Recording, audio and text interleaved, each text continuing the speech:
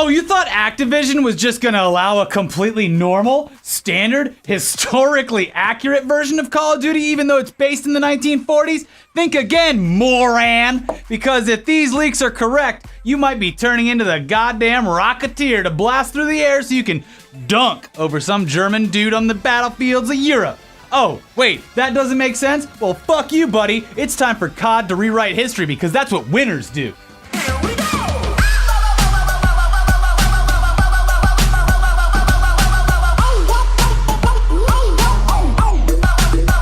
No, you fucking cuck! Peggy 18. If you think what we just told you is being blown a little out of proportion, you'd be right. Yeah, you're right. But that's how a lot of outlets are framing this thing, and although it doesn't make a whole lot of sense in a game based on reality and one of the darkest periods of human existence, fun, at least from what we've seen, it tries to be true to the era instead of literally putting a jetpack on your back or allowing you to walk and jump off walls to score goals. So these leaks came from a Reddit user named TrevorMind who discovered the bug while playing on the Call of Duty World War II PC beta, and he went ahead and posted screenshots of his findings. The mode that seemed out of place here was something called Gridiron, and the description matched the basic idea of the Uplink game mode from previous Call of Duty games. This is where things get all funky with the various outlets reporting it, because the jetpack thing keeps coming up even though that's never indicated in the leaked screenshots. In fact, the screenshots posted to the subreddit, in those, it just looks like you're carrying a very time-appropriate leather ball and running across maps, avoiding enemy players and trying to get the ball to a base. You get a leather helmet that doesn't help against concussions? Did concussions have a fun name in the war, like trench foot or shell shock? Field head. Field head. That's base head. Leather brain. He's got base head. The man's got cup head.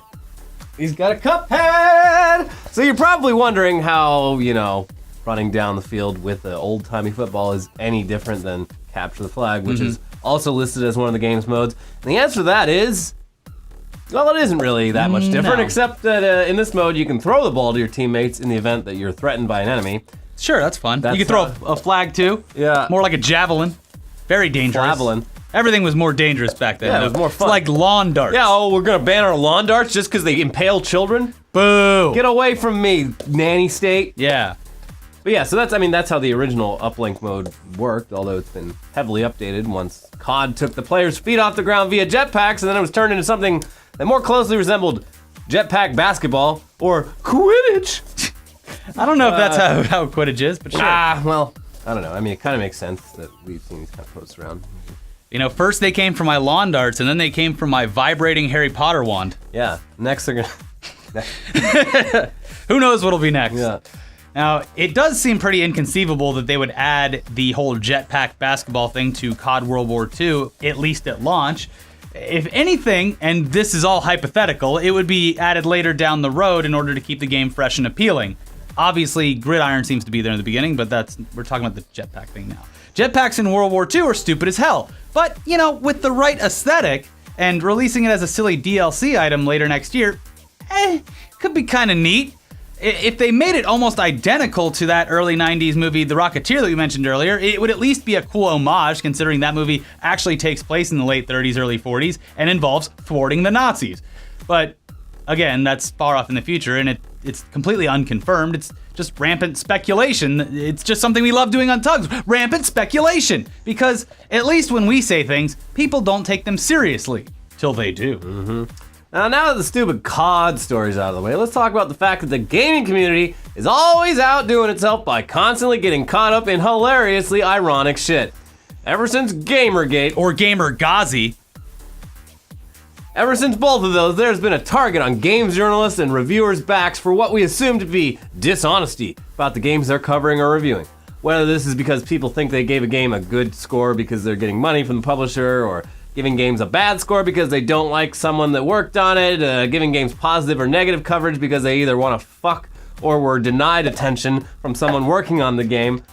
We don't know. No. And we don't care. We only have sex with moms who have sons that play Call of Duty. That's true. So we can't really wrap our heads around using emotions as a way to skew game coverage. But we did fuck your mom. Yeah, we also don't have any journalistic integrity, so the point is, pretty moot. I think we for can all us. agree on that. Yeah. Now, another point is that we've consistently stated that games journalism and video game reviews are pointless, and they shouldn't be taken seriously anyway, because most games journalism is just regurgitating press releases, and most video game reviews are either high scores or medium scores, because you could assume that a lot of outlets out there don't want to piss off the devs or the publishers. They want that gravy train to keep rolling down the tracks. The perfect example would be whether or not that NBA 2K thing really happened the other week. But now you gone and done it, guys. You dumb fucking edgelord gamers. You gone and made professional game reviewers relevant again because you fucked up just one of the most used things that people curious about a PC game will use to determine if they are going to purchase it: the Steam community reviews. So the rise of what the lamestream gaming media is calling review bombs is actually going to blow up in all your faces, and you don't even realize it. Nope. Listen up, children. Once more people catch on to the fact that a game that they probably would have loved only has a poor review score because a bunch of little shitheads like you think PewDiePie did nothing wrong, or because they were banned from the game, they talked shit about a review because they are generally a horrible person or cheated in some way, the trust that people once had in the community to accurately judge a game will be thrown out the window, and we will all actually need traditional game critics more and more. It's just creating a bunch of noise, which will be detrimental to the entire platform. I trusted you, Steam community, and now I can only trust people at IGN, GameSpot. Oh, God. God, there's not many left, is there? No. It all became a big thing recently for two main reasons. Firewatch got review bombed because they were upset with PewDiePie saying the N-word and didn't want him promoting their game. And then Plunkbat put ads in their game for Chinese players. So whatever, people getting upset at a company putting ads into a game that they paid for is completely understandable, but giving the game a bad overall score is also a bit of a dick move because it has nothing to do with the way the game plays. If you give it a bad score because it's not optimized or because it's glitchy as hell sometimes, that's fine. Yeah. But review bombing shit because you're angry about something outside of the game itself seems pretty stupid, especially if you're one of those people who scores something low because you got banned for cheating or for just being a fucking dickhead.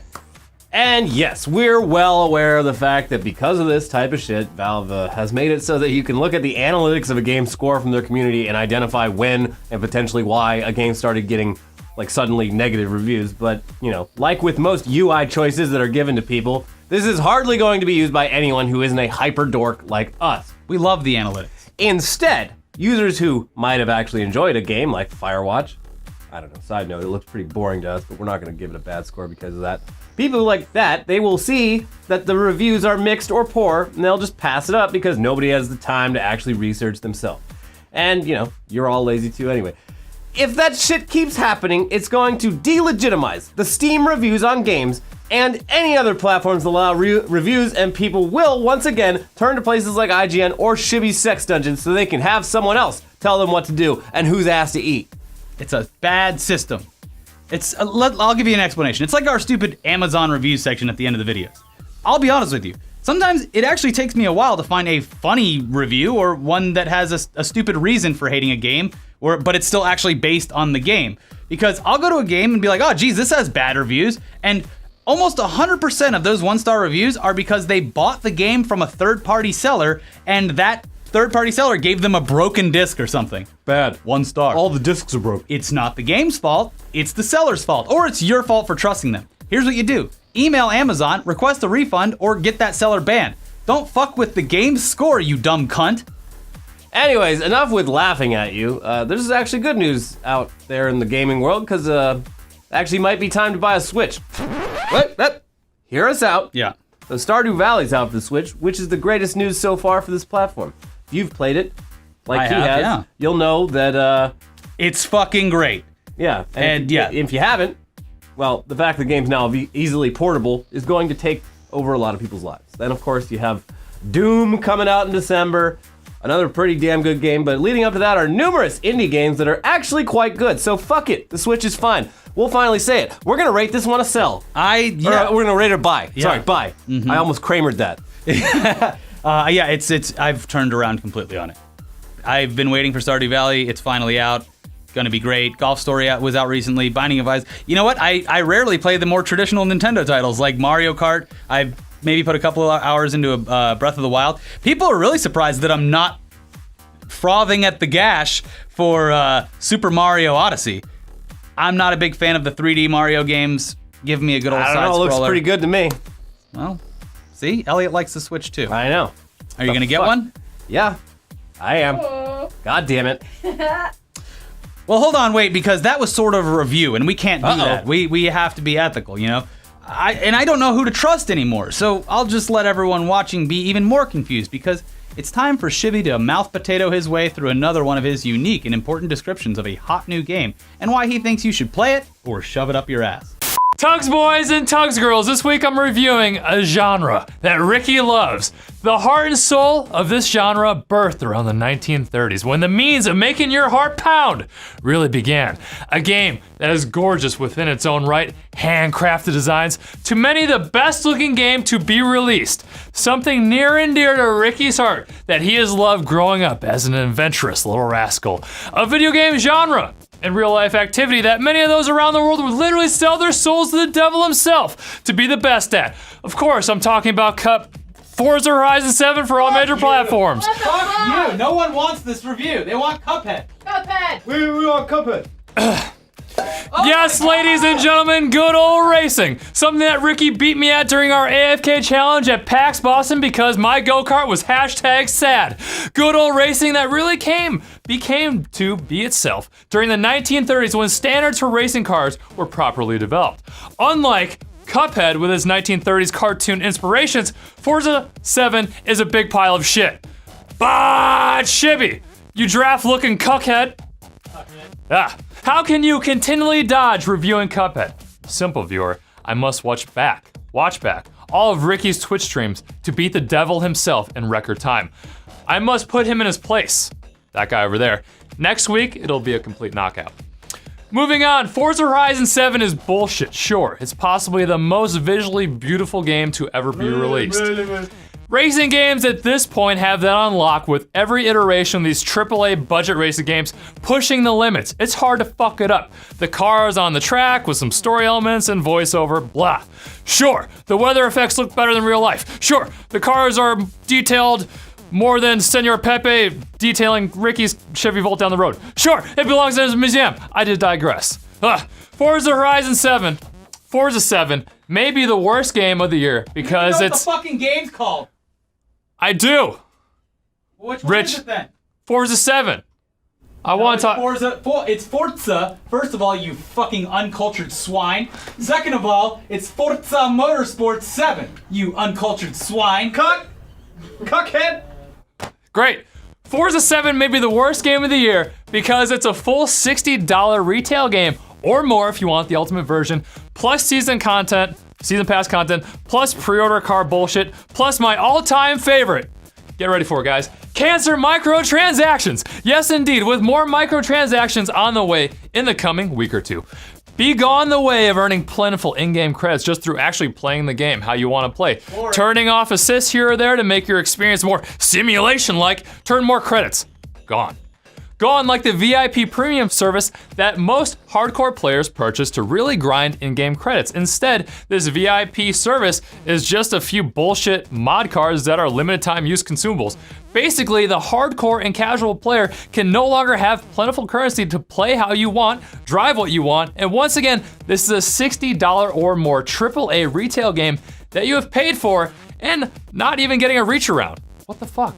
The progression system is now the worst, requiring you to buy and drive cars you might not even give a shit about to eventually reach the shit that you do care about but probably can't afford because there's no in-game credits.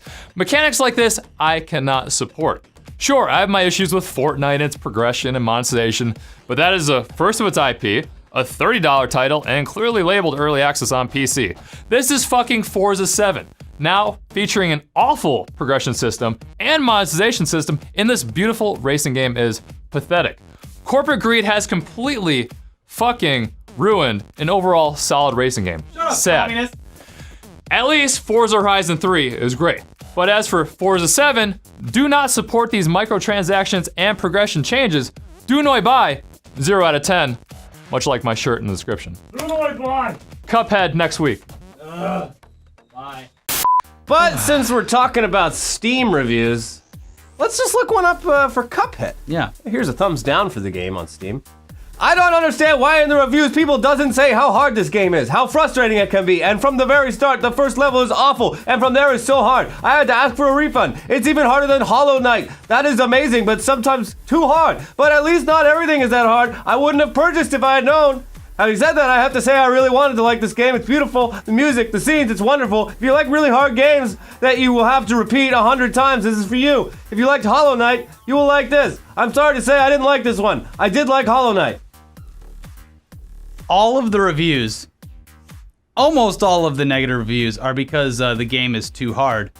But we should all just hold off judgment until a real journalist like Ian Miles Chong releases his review. And his full gameplay video. I think he should live stream his first ever playthrough. Yeah. For charity. Show us what a real game journalist plays like, Ian. And do it for charity. Do it for charity. I think that would be great. Mm-hmm. I'd watch the whole thing. Yeah. And I'd donate. I would too. Then we could all decide. Now me, I beat the game. Beat it last night. I mean, here's what I have to say to those people reviewing the game. Maybe you should get good. Stop whining. Oh, and speaking of our personal Twitch streams, we want to give a shout out to one viewer that watches our streams. One from me, one from Elliot. I have to shout out 3Mike1911. The dude is constantly resubscribing, which I always appreciate. He drops bits like a damn maniac, and I love him for it, so thank you. He drops bits like an old man out of the strip club. No, like a man feeding ducks. Yeah. More pleasant. Hey, that guy gives me a lot of money too, but the Mighty Axe, I did the math. The Mighty Axe is my biggest supporter. Thank you, yeah. Mighty Axe. I think he might have shipped out to the military because he's been a little quiet lately, but Yeah. if you're watching this, buddy, thank you. Yes. Anyways, make sure to follow us both on Twitch. He is twitch.tv/ElliotETC. I am twitch.tv/ITS, Ricky FTW. And check out the ETC Twitch channel. And we also have a PlayerUnknown's video that we did with Germa that we filmed earlier. And now you can watch that. And we had the God camera. It was on custom servers. We're going to be doing a lot more of that. So make sure, make sure to go follow our Twitters and keep an eye out for those custom matches. We'll see you soon. Check out the videos and buy a shirt, etcmerch.com. Bye. Sellout mode complete.